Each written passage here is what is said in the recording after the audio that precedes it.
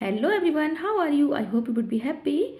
Now let's start our new video with new one-liner English literature.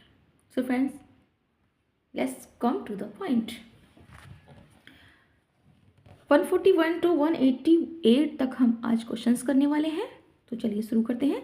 Spencer writ no language किसने लिखा था? Spenser writ no language Thomas. This remark was made by Ben Jonson. Ben Jonson ने अपने work में कहा था कि Spencer ने कोई लैंग्वेज नहीं लिखी है. मिल्टन का क्यूमस एक मास्क है. मास्क एक टाइप ऑफ वर्क होता है, तो इसका मास्क ही है ये फ्यूमस जो कि मिल्टन ने लिखा था. The next one is who is the exponent of the epic theatre.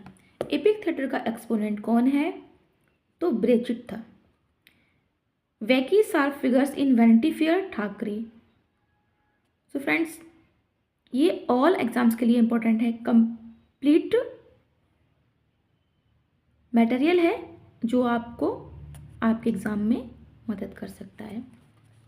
Renaissance started in Italy. Renaissance पुनर्जागरण जिसे हम कहते हैं, उसकी शुरुआत इटली में हुई थी.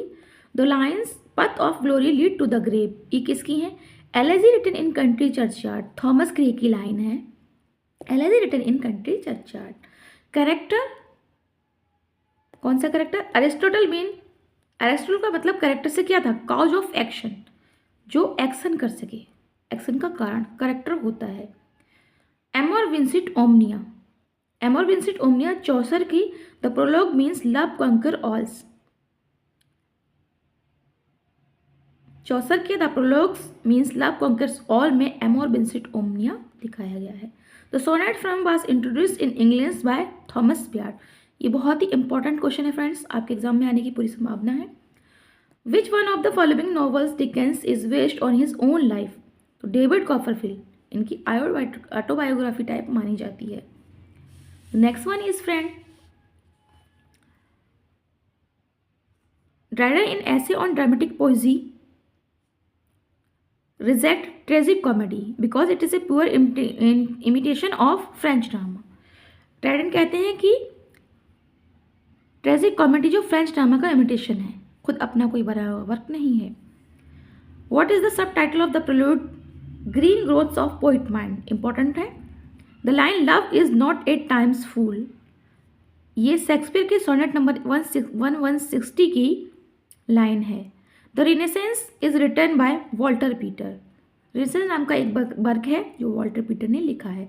शेक्सपियर में इन शेक्सपियर में Doctor Johnson says the evil is of 10 triumphant. Shakespeare का वर्क नहीं है ये. शेक्सपियर लिखा है किसने? डॉक्टर जॉनसन ने. The mistakes of a night is the subtitle of she stoop conquer.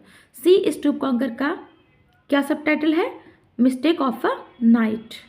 The romantic age in England is distinguished for its lyrical poetry. Who were the member of pre-Raphaelitic Brotherhood? Very important question friends. William Holman Hunt, John Everett Millais और DG Rossetti. ये सब pre Raphaelite group के members हैं. TS. Eliot objective correlative. किसने coin किया था ये term? TS. Eliot ने. Objective correlative signifies the writer's ability to object the desired states of mind. Who are cavalier poets? So friends, ये भी बहुत इंपॉर्टेंट है.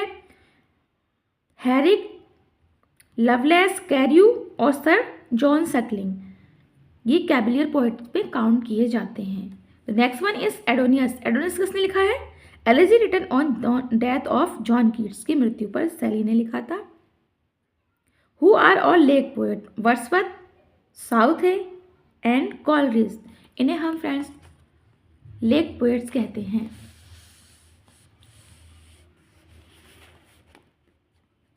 निगेटिव कैपेबिलिटी किसने दी थी? कीट्स ने. क्या होता है ये? मेलनक्लोनी थॉट्स मतलब सैडनेस, दुख, ग्रीफ जिसमें होता है, इस टाइप की सोच जिस वर्क में होती है, तो निगेटिव कैपेबिलिटी उसे कहते हैं, जो कि टर्म कॉइन किया था कीट्स ने. Dispersion एलाइज्ड B. प्लुरलिटी क्या होती है? Samuel Johnson, Stuart mills is necessary for the success of democracy. Samuel Johnson ने अपने स्टुअर्ट मिल्स में कहा है कि पोलैरिटी क्या होती है, ज़रूरी होती है सक्सेस फॉर डेमोक्रेसी की सक्सेस में पोलैरिटी बहुत ज़रूरी होती है। 171 a little learning is a dangerous thing, किसने कहा है? ऐसे ऑन क्रिटिसिज्म में अलेक्जेंडर पोप ने ये बात कही है कि little learning is a dangerous thing, यानी कहते हैं ना अधजल गगरी छलकत जाए, वही वाला मुहावरा यहाँ प्रयोग किया गया है। Apologia pro vita sua by Newman is a defence of authors stand, इसमें खुद राइटर ने ऑथर का बचाव किया है। Who is the author of journal of the plague year, plague year किसने लिखा है? इंपॉर्टेंट है फ्रेंड, डैनियल डिफो का लिखा हुआ। ये क्या है?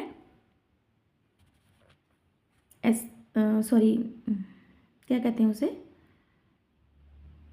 रॉबिन्सन क्रूसो, इनका क्या है?